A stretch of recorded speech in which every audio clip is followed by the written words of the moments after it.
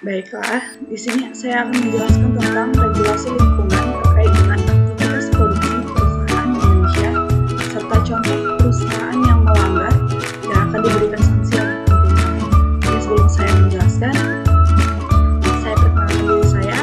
Perkenalkan nama saya yaitu Nini Sari Sumi, NPM 174 kelas D4 LB. Berikut saya akan berikan penjelasannya. Oke, yang pertama itu, di sini saya menyampaikan beberapa regulasi lingkungan terkait dengan aktivitas produksi perusahaan Indonesia. Sebenarnya ada banyak undang-undang ataupun peraturan yang membahas tentang regulasi ataupun peraturan untuk keamanan lingkungan di Indonesia. Tapi saya menyampaikan beberapa poin di sini. Oke, yang pertama itu Undang-Undang Nomor 23 Tahun 1997 tentang pengelolaan lingkungan hidup. Oke, bab 1 pasal 1 ayat yang ke-14 itu tentang perusahaan lingkungan hidup adalah tindakan yang menimbulkan perubahan langsung atau tidak langsung terhadap sifat fisik dan atau hayatinya yang mengakibatkan lingkungan hidup tidak berfungsi lagi dalam menunjang pembangunan berkelanjutan. Dari bab kedua pasal yang ketiga berbunyi, pengelolaan lingkungan hidup yang diselenggarakan dengan asas tanggung jawab negara, asas berkelanjutan, dan asas manfaat bertujuan untuk mewujudkan pembangunan berkelanjutan yang berwawasan lingkungan hidup dalam rangka membangun manusia Indonesia seutuhnya dan membangun masyarakat Indonesia seluruhnya yang beriman dan bertakwa kepada Tuhan Yang Maha Esa. Oke, dari penjelasan ini kita bisa ambil poin bahwa pemerintah sendiri itu memberikan penjelasan tentang apa sih lingkungan hidup tersebut. Tentunya kita tahu bahwa lingkungan hidup harus dijaga, apalagi perusahaan-perusahaan yang mendirikan perusahaannya harus mematuhi peraturan lingkungan hidup ini. Gitu. Oke, yang berikutnya, yang kedua, itu Peraturan Pemerintah Republik Indonesia Nomor 18 Tahun 1999 tentang pengolahan limbah, bahan berbahaya, dan beracun. Oke, dari bab pertamanya, itu dari pasal ketiga. Setiap orang yang melakukan usaha dan atau kegiatan yang menghasilkan limbah B3 dilarang membuang limbah B3 yang dihasilkan itu secara langsung ke dalam media lingkungan hidup tanpa pengolahan terlebih dahulu. Oke, dari pasal yang keempat, setiap orang atau badan usaha yang melakukan kegiatan penyimpanan, pengumpulan, pengangkutan, pengolahan, dan penimbunan limbah B3 dilarang melakukan pengecaran untuk termasuk menurunkan konsentrasi zat racun dan bahaya limbah B3.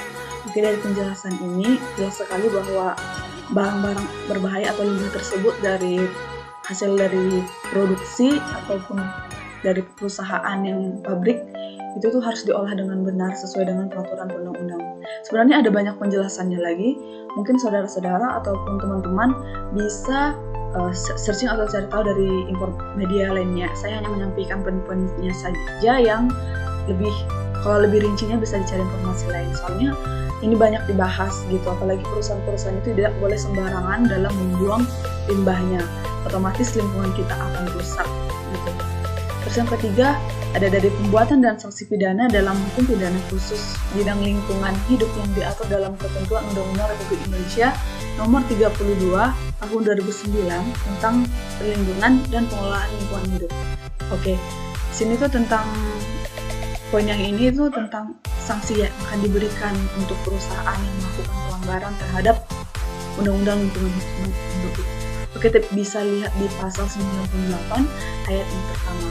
Undang-Undang PPLH tahun 2009. Setiap orang yang dengan sengaja melakukan perbuatan yang mengakibatkan dilampauinya baku mutu udara, baku mutu air laut, atau kriteria baku kerusakan lingkungan hidup akan dipidana dengan pidana penjara paling singkat 3 tahun dan paling lama 10 tahun dan denda paling sedikit 3 miliar rupiah dan paling banyak 10 miliar rupiah.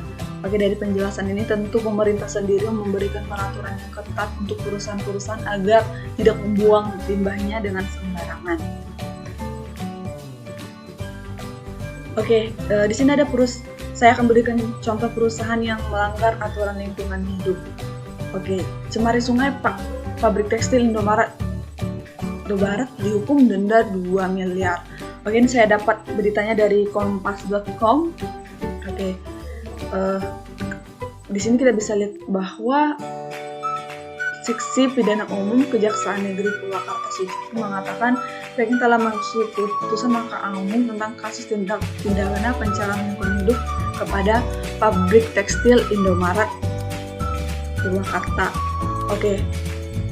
Karena perusahaan tersebut diputuskan telah mencemari Sungai Kalimati dan dijatuhi hukuman denda 2 miliar serta diwajibkan membersihkan limbah pabrik di muara sungai tersebut. Pihak Indomaret telah membayar denda sebesar 2 miliar dan biaya perkara sebesar 2.500 ini dieksekusi keputusan MA nomor 574 tahun 2017. Oke. Bahwa jadi perusahaan pabrik tekstil Indomaret ini membuang limbahnya secara sembarangan gitu sehingga mencemari sungai. Oke, di sini tuh beritanya membahas tentang bahwa ada perusahaan gitu loh, perusahaan yang ternyata perusahaan itu tersebut melakukan pencemaran lingkungan dan langsung diberikan pidana ataupun denda 2 miliar dan harus bertanggung jawab membersihkan sungai tersebut karena telah membuang limbah tersebut gitu. Sebenarnya ada banyak perusahaan lain juga yang melakukan pencemaran lingkungan. Jadi ada baiknya kita apabila bekerja ataupun nanti suatu saat akan berada di perusahaan, ada baiknya melakukan manajemen limbah yang tepat agar lingkungan kita tetap terjaga seperti sesuai dengan peraturan perundang-undangan yang berlaku. Baiklah, sekian video yang saya dapat sampaikan tentang beberapa peraturan lingkungan hidup dan contohnya perusahaan yang melanggar lingkungan hidup tersebut dan telah diberikan sanksi. Semoga penjelasan kali ini bermanfaat untuk kita semua. Apabila ada pertanyaan bisa diberikan di kolom komentar, nanti kita akan bantu menyelesaikan bersama-sama. Terima kasih.